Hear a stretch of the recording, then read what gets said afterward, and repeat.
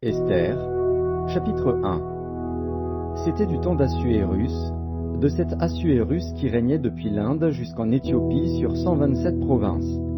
Et le roi Assuérus était alors assis sur son trône royal à Suse, dans la capitale.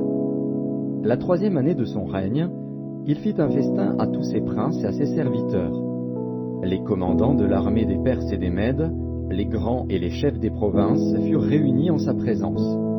Il montra la splendide richesse de son royaume et l'éclatante magnificence de sa grandeur pendant nombre de jours, pendant 180 jours. Lorsque ces jours furent écoulés, le roi fit pour tout le peuple qui se trouvait à Suse, la capitale, depuis le plus grand jusqu'au plus petit, un festin qui dura 7 jours, dans la cour du jardin de la maison royale. Des tentures blanches, vertes et bleues, étaient attachées par des cordons de byssus et de pourpre à des anneaux d'argent et à des colonnes de marbre. Des lits d'or et d'argent reposaient sur un pavé de porphyre, de marbre, de nacre et de pierre noire. On servait à boire dans des vases d'or, de différentes espèces, et il y avait abondance de vin royal, grâce à la libéralité du roi. Mais on ne forçait personne à boire, car le roi avait ordonné à tous les gens de sa maison de se conformer à la volonté de chacun. La reine Vasthi fit aussi un festin pour les femmes dans la maison royale du roi Assuérus. Le 7e jour, comme le cœur du roi était réjoui par le vin, il ordonna à Méhuman, Biztha, Harbona, Bigtha, Abagtha, Zétar et Carcas, les 7 eunuques qui servaient devant le roi Assuérus, d'amener en sa présence la reine Vasthi avec la couronne royale, pour montrer sa beauté au peuple et aux grands, car elle était belle de figure. Mais la reine Vasthi refusa de venir, quand elle reçut par les eunuques l'ordre du roi. Et le roi fut très irrité, il fut enflammé de colère. Alors le roi s'adressa aux sages qui avaient la connaissance des temps, car ainsi se traitaient les affaires du roi, devant tous ceux qui connaissaient les lois et le droit.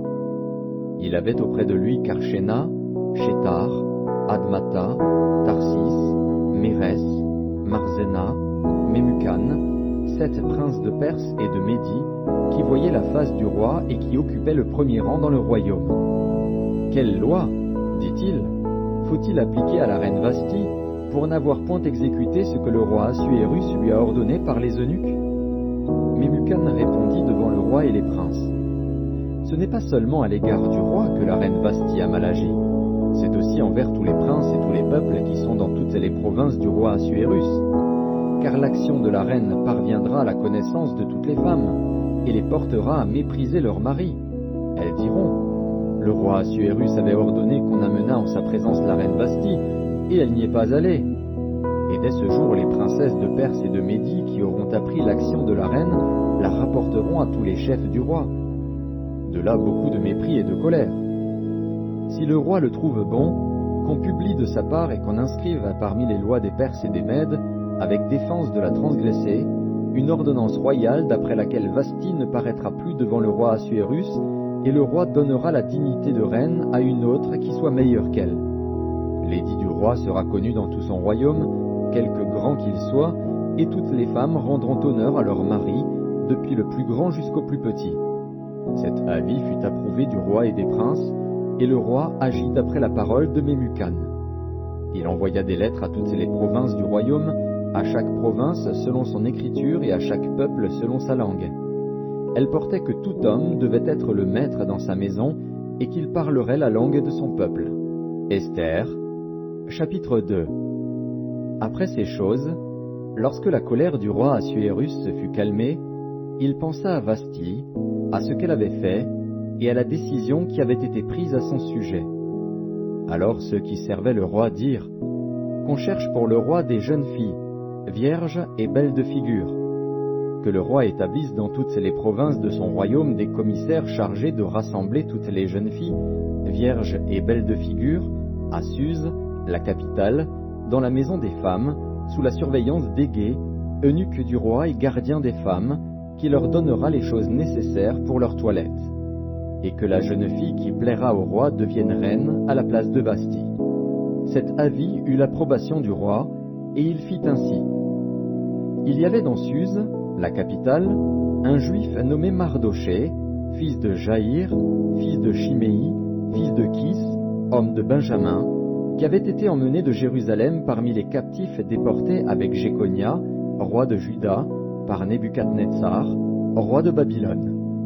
Il élevait Hadassa, qui est Esther, fille de son oncle, car elle n'avait ni père ni mère. La jeune fille était belle de taille et belle de figure.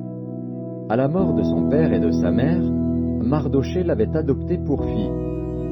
Lorsqu'on eut publié l'ordre du roi et son édit, et qu'un grand nombre de jeunes filles furent rassemblées à Suse, la capitale, sous la surveillance d'Hégaï, Esther fut aussi prise et conduite dans la maison du roi, sous la surveillance d'Hégaï, gardien des femmes. La jeune fille lui plut et trouva grâce devant lui. Il s'empressa de lui fournir les choses nécessaires pour sa toilette et pour sa subsistance, lui donna 7 jeunes filles choisies dans la maison du roi, et la plaça avec ses jeunes filles dans le meilleur appartement de la maison des femmes. Esther ne fit connaître ni son peuple ni sa naissance, car Mardoché lui avait défendu d'en parler. Et chaque jour Mardoché allait et venait devant la cour de la maison des femmes, pour savoir comment se portait Esther et comment on la traitait. Chaque jeune fille allait à son tour vers le roi Assuérus, après avoir employé 12 mois à s'acquitter de ce qui était prescrit aux femmes. Pendant ce temps, elles prenaient soin de leur toilette, 6 mois avec de l'huile de myrrhe, et 6 mois avec des aromates et des parfums en usage parmi les femmes. C'est ainsi que chaque jeune fille allait vers le roi. Et, quand elle passait de la maison des femmes dans la maison du roi, on lui laissait prendre avec elle tout ce qu'elle voulait. Elle y allait le soir, et le lendemain matin, elle passait dans la seconde maison des femmes, sous la surveillance de Shaashgaz, eunuque du roi et gardien des concubines. Elle ne retournait plus vers le roi, à moins que le roi n'en eût le désir et qu'elle ne fût appelée par son nom. Lorsque son tour d'aller vers le roi fut arrivé, Esther, fille d'Abikaïl, oncle de Mardoché qui l'avait adoptée pour fille, ne demanda que ce qui fut désigné par Hégaï, eunuque du roi et gardien des femmes. Esther trouvait grâce aux yeux de tous ceux qui la voyaient. Esther fut conduite auprès du roi Assuérus, dans sa maison royale, le 10e mois, qui est le mois de Tébet, la 7e année de son règne. Le roi aima Esther plus que toutes les autres femmes, et elle obtint grâce et faveur devant lui plus que toutes les autres jeunes filles. Il mit la couronne royale sur sa tête, et la fit reine à la place de Vasthi. Le roi donna un grand festin à tous ses princes et à ses serviteurs, un festin en l'honneur d'Esther. Il accorda du repos aux provinces et fit des présents avec une libéralité royale.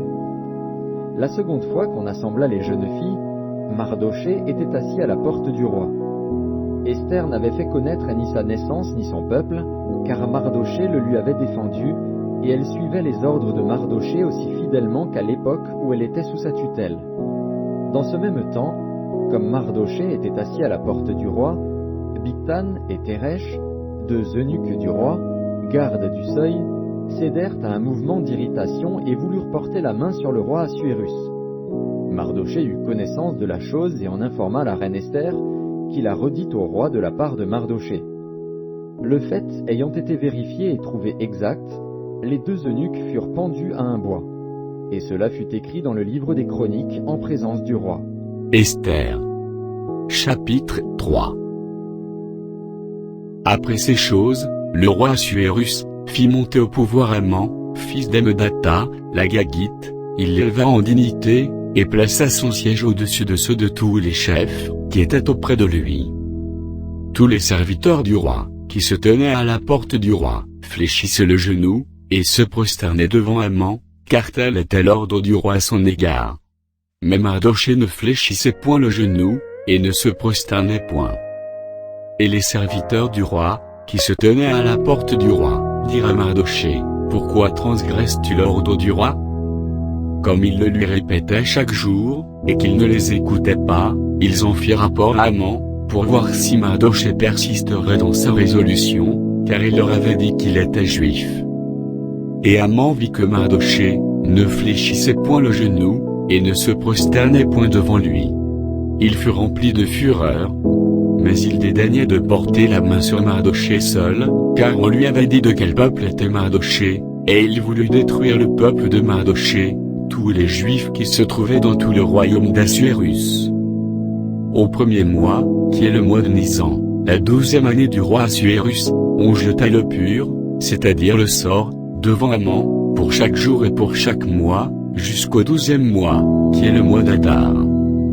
Alors Haman dit au roi Assuérus, il y a dans toutes les provinces de ton royaume un peuple dispersé à part parmi les peuples, ayant des lois différentes de celles de tous les peuples, et n'observant point les lois du roi. Il n'est pas dans l'intérêt du roi de le laisser en repos. Si le roi le trouve bon, qu'on écrive l'ordre de les faire périr, et je pèserai 10 000 talents d'argent, entre les mains des fonctionnaires, pour qu'on les porte dans le trésor du roi. Le roi ôta son anneau de la main, et le remit à Haman, fils d'Hammedatha, l'Agagite, ennemi des Juifs. Et le roi dit à Haman, l'argent t'est donné, et ce peuple aussi, fais-en ce que tu voudras.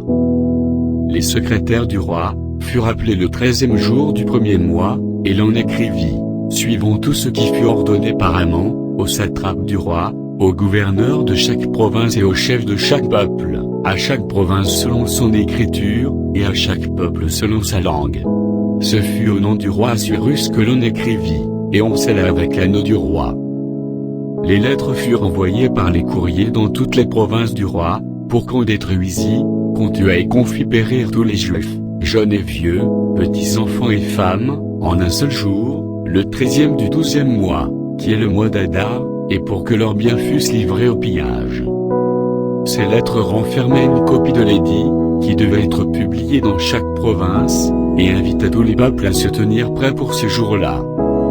Les courriers partirent en toute hâte, d'après l'ordre du roi. L'édit fut aussi publié dans Suse, la capitale, et on dit que le roi et Haman étaient à boire, la ville de Esther, chapitre 4. Mardochée, ayant appris tout ce qui se passait, déchira ses vêtements, s'enveloppa d'un sac et se couvrit de cendres. Puis il alla au milieu de la ville en poussant avec force des cris amers, et se rendit jusqu'à la porte du roi, dont l'entrée était interdite à toute personne revêtue d'un sac. Dans chaque province, partout où arrivait l'ordre du roi et son édit, il y eut une grande désolation parmi les Juifs. Ils jeûnaient, pleuraient et se lamentaient, et beaucoup se couchaient sur le sac et la cendre.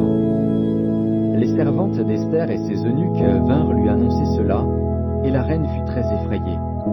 Elle envoya des vêtements à Mardochée pour le couvrir et lui faire ôter son sac, mais il ne les accepta pas. Alors Esther appela Hathak, l'un des eunuques que le roi avait placé auprès d'elle, et elle le chargea d'aller demander à Mardochée ce que c'était et d'où cela venait. Hathak se rendit vers Mardochée sur la place de la ville, devant la porte du roi. Et Mardochée lui raconta tout ce qui lui était arrivé, et lui indiqua la somme d'argent qu'Aman avait promis de livrer au trésor du roi en retour du massacre des Juifs. Il lui donna aussi une copie de l'édit publié dans Suse en vue de leur destruction, afin qu'il le montrât à Esther et lui fît tout connaître. Et il ordonna qu'Esther se rendît chez le roi pour lui demander grâce et l'implorer en faveur de son peuple. Hathak vint rapporter à Esther les paroles de Mardochée. Esther chargea Hathak d'aller dire à Mardochée, « Tous les serviteurs du roi et le peuple des provinces du roi savent qu'il existe une loi portant peine de mort contre quiconque, homme ou femme, entre chez le roi, dans la cour intérieure, sans avoir été appelé. Celui-là seul a la vie sauve, à qui le roi tend le sceptre d'or. Et moi, je n'ai point été appelé auprès du roi depuis 30 jours. » Lorsque les paroles d'Esther eurent été rapportées à Mardochée, Mardochée fit répondre à Esther, « Ne t'imagine pas que tu échapperas seul d'entre tous les Juifs, parce que tu es dans la maison du roi. Car, si tu te tais maintenant, le secours et la délivrance surgiront d'autre part pour les Juifs, et toi et la maison de ton père vous périrez. Et qui sait si ce n'est pas pour un temps comme celui-ci que tu es parvenu à la royauté ?» Esther envoya dire à Mardochée, « Va, rassemble tous les Juifs qui se trouvent à Suse, et jeûnez pour moi, sans manger ni boire pendant 3 jours, ni la nuit, ni le jour. Moi aussi, je jeûnerai de même avec mes servantes, puis j'entrerai chez le roi, malgré la loi. Et si je dois périr, je périrai. » Mardoché s'en alla et fit tout ce qu'Esther lui avait ordonné. Esther, chapitre 5. Le troisième jour, Esther mit ses vêtements royaux et se présenta dans la cour intérieure de la maison du roi, devant la maison du roi. Le roi était assis sur son trône royal dans la maison royale, en face de l'entrée de la maison. Lorsque le roi vit la reine Esther debout dans la cour, elle trouva grâce à ses yeux. Et le roi tendit à Esther le sceptre d'or qu'il tenait à la main. Esther s'approcha et toucha le bout du sceptre. Le roi lui dit, « Qu'as-tu, reine Esther, et que demandes-tu? Quand ce serait la moitié du royaume, elle te serait donnée. » Esther répondit, « Si le roi le trouve bon, que le roi vienne aujourd'hui avec Aman au festin que je lui ai préparé. » Et le roi dit, « Allez tout de suite chercher Aman, comme le désire Esther. » Le roi se rendit avec Aman au festin qu'avait préparé Esther. Et pendant qu'on buvait le vin, le roi dit à Esther, « Quelle est ta demande? Elle te sera accordée. Que désires-tu? Quand ce serait la moitié du royaume, tu l'obtiendras. » Esther répondit, « Voici ce que je demande et ce que je désire. Si j'ai trouvé grâce aux yeux du roi, et s'il plaît au roi d'accorder ma demande et de satisfaire mon désir, que le roi vienne avec Aman au festin que je leur préparerai, et demain je donnerai réponse au roi selon son ordre. » Aman sortit ce jour-là, joyeux et le cœur content. Mais lorsqu'il vit, à la porte du roi, Mardoché qui ne se levait ni ne se remuait devant lui, il fut rempli de colère contre Mardoché. Il sut néanmoins se contenir, et il alla chez lui. Puis il envoya chercher ses amis et Zeresh, sa femme. Aman leur parla de la magnificence de ses richesses, du nombre de ses fils, de tout ce qu'avait fait le roi pour l'élever en dignité, et du rang qu'il lui avait donné au-dessus des chefs et des serviteurs du roi. Et il ajouta, « Je suis même le seul que la reine Esther ait admis avec le roi au festin qu'elle a fait, et je suis encore invité pour demain chez elle avec le roi.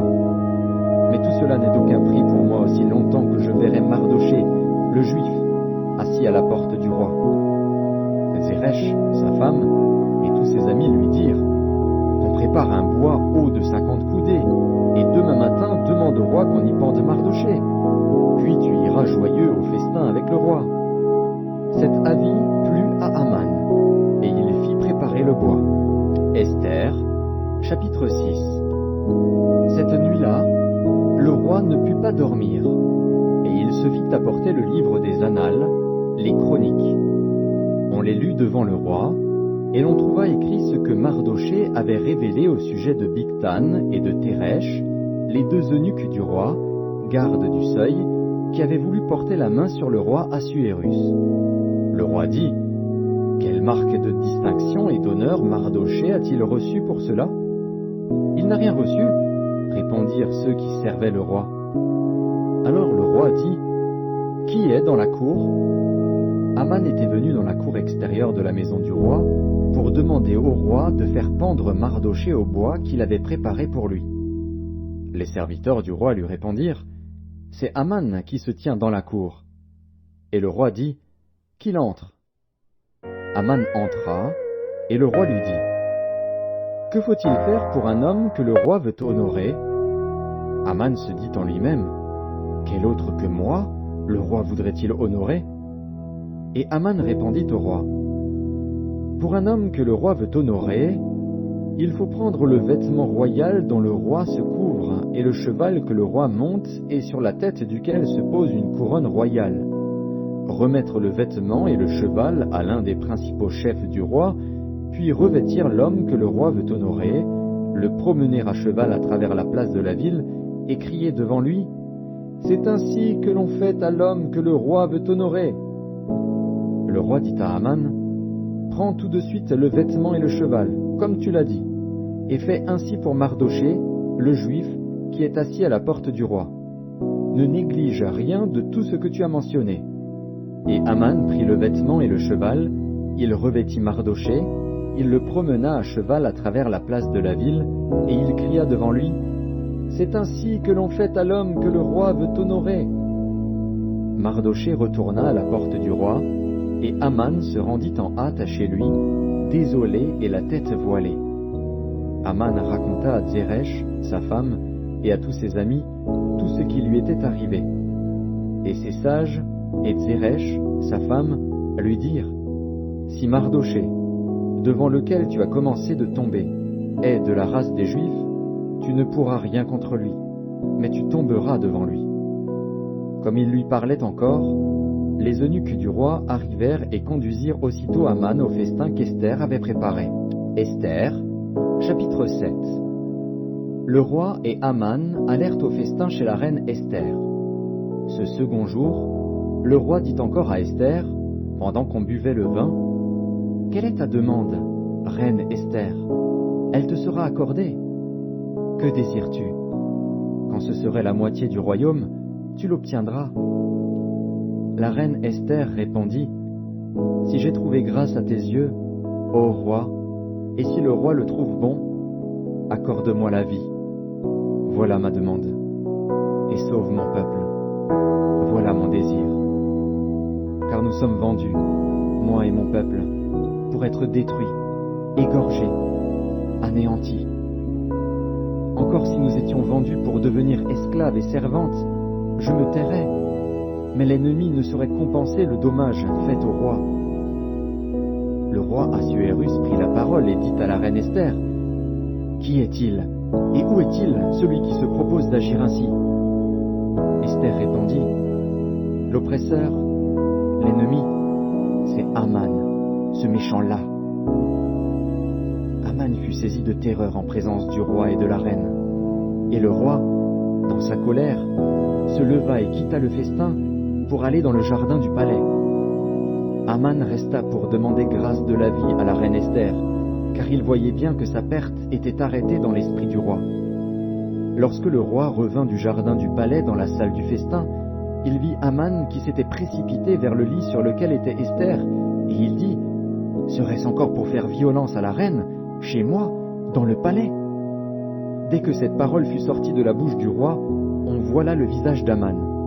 Et Harbona, l'un des eunuques, dit en présence du roi, « Voici, le bois préparé par Aman pour Mardochée, qui a parlé pour le bien du roi, est dressé dans la maison d'Aman, à une hauteur de 50 coudées. » Le roi dit, « Qu'on y pende Aman. » Et l'on pendit Aman au bois qu'il avait préparé pour Mardochée. Et la colère du roi s'apaisa. Esther, chapitre 8. En ce même jour, le roi Assuérus donna à la reine Esther la maison d'Aman, l'ennemi des Juifs. Et Mardochée parut devant le roi, car Esther avait fait connaître la parenté qui l'unissait à elle. Le roi ôta son anneau, qu'il avait repris à Aman, et le donna à Mardochée. Esther, de son côté, établit Mardochée sur la maison d'Aman. Puis Esther parla de nouveau en présence du roi. Elle se jeta à ses pieds, elle pleura, elle le supplia d'empêcher les effets de la méchanceté d'Aman, la Gagite, et la réussite de ses projets contre les Juifs. Le roi tendit le sceptre d'or à Esther, qui se releva et resta debout devant le roi. Elle dit alors, « Si le roi le trouve bon et si j'ai trouvé grâce devant lui, si la chose paraît convenable au roi et si je suis agréable à ses yeux, qu'on écrive pour révoquer les lettres conçues par Aman, fils d'Ammédatha, la Gagite, et écrites par lui dans le but de faire périr les Juifs qui sont dans toutes les provinces du roi. Car comment pourrais-je voir le malheur qui atteindrait mon peuple, et comment pourrais-je voir la destruction de ma race ?» Le roi Assuérus dit à la reine Esther et au juif Mardochée, « Voici, j'ai donné à Esther la maison d'Aman, et il a été pendu au bois pour avoir étendu la main contre les Juifs. Écrivez donc en faveur des Juifs comme il vous plaira, au nom du roi, et scellez avec l'anneau du roi. Car une lettre écrite au nom du roi et scellée avec l'anneau du roi ne peut être révoquée. » Les secrétaires du roi furent appelés en ce temps, le 23e jour du 3e mois, qui est le mois de Sivan, et l'on écrivit, suivant tout ce qui fut ordonné par Mardochée, aux Juifs, aux satrapes, aux gouverneurs et aux chefs des 127 provinces situées de l'Inde à l'Éthiopie, à chaque province selon son écriture, à chaque peuple selon sa langue, et aux Juifs selon leur écriture et selon leur langue. On écrivit au nom du roi Assuérus, et l'on scella avec l'anneau du roi. On envoya les lettres par des courriers ayant pour monture des chevaux et des mulets nés de juments. Par ces lettres, le roi donnait aux Juifs, en quelque ville qu'ils fussent, la permission de se rassembler et de défendre leur vie, de détruire, de tuer et de faire périr, avec leurs petits-enfants et leurs femmes, tous ceux de chaque peuple et de chaque province qui prendraient les armes pour les attaquer, et de livrer leurs biens au pillage, et cela en un seul jour, dans toutes les provinces du roi Assuérus, le 13e du 12e mois, qui est le mois d'Adar. Ces lettres renfermaient une copie de l'édit qui devait être publié dans chaque province, et informaient tous les peuples que les Juifs se tiendraient prêts pour ce jour-là à se venger de leurs ennemis. Les courriers, montés sur des chevaux et des mulets, partirent aussitôt et en toute hâte, d'après l'ordre du roi. L'édit fut aussi publié dans Suse, la capitale. Mardochée sortit de chez le roi, avec un vêtement royal bleu et blanc, une grande couronne d'or, et un manteau de byssus et de pourpre. La ville de Suse poussait des cris et se réjouissait. Il n'y avait pour les Juifs que bonheur et joie, allégresse et gloire. Dans chaque province et dans chaque ville, partout où arrivait l'ordre du roi et son édit, il y eut parmi les Juifs de la joie et de l'allégresse, des festins et des fêtes. Et beaucoup de gens d'entre les peuples du pays se firent juifs, car la crainte des Juifs les avait saisis. Esther, chapitre 9. Au 12e mois, qui est le mois d'Adar, le 13e jour du mois, jour où devait s'exécuter l'ordre et l'édit du roi, et où les ennemis des Juifs avaient espéré dominer sur eux, ce fut le contraire qui arriva, et les Juifs dominèrent sur leurs ennemis. Les Juifs se rassemblèrent dans leur ville, dans toutes les provinces du roi Assuérus, pour mettre la main sur ceux qui cherchaient leur perte.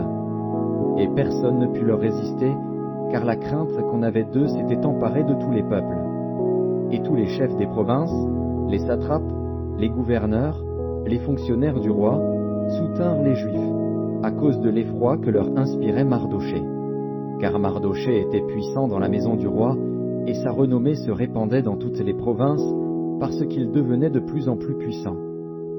Les Juifs frappèrent à coups d'épée tous leurs ennemis, ils les tuèrent et les firent périr. Ils traitèrent comme il leur plut ceux qui leur étaient hostiles.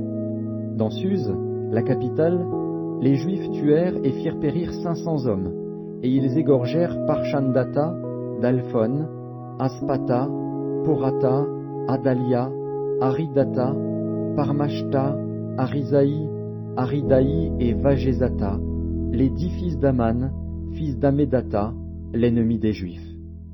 Mais ils ne mirent pas la main au pillage. Ce jour-là, le nombre de ceux qui avaient été tués dans Suse, la capitale, parvint à la connaissance du roi. Et le roi dit à la reine Esther, « Les Juifs ont tué et fait périr dans Suse, la capitale, 500 hommes et les 10 fils d'Aman. Qu'auront-ils fait dans le reste des provinces du roi? Quelle est ta demande? Elle te sera accordée. Que désires-tu encore? Tu l'obtiendras. » Esther répondit, « Si le roi le trouve bon, qu'il soit permis aux Juifs qui sont à Suse d'agir encore demain selon le décret d'aujourd'hui, et que l'on pende au bois les 10 fils d'Aman. » Et le roi ordonna de faire ainsi. L'édit fut publié dans Suse, on pendit les 10 fils d'Aman. Et les Juifs qui se trouvaient à Suse se rassemblèrent de nouveau le 14e jour du mois d'Adar, et tuèrent dans Suse 300 hommes. Mais ils ne mirent pas la main au pillage. Les autres Juifs qui étaient dans les provinces du roi se rassemblèrent et défendirent leur vie. Ils se procurèrent du repos en se délivrant de leurs ennemis, et ils tuèrent 75 000 de ceux qui leur étaient hostiles. Mais ils ne mirent pas la main au pillage. Ces choses arrivèrent le 13e jour du mois d'Adar. Les Juifs se reposèrent le 14e, et ils en firent un jour de festin et de joie. Ceux qui se trouvaient à Suse, s'étant rassemblés le 13e jour et le 14e jour, se reposèrent le 15e, et ils en firent un jour de festin et de joie.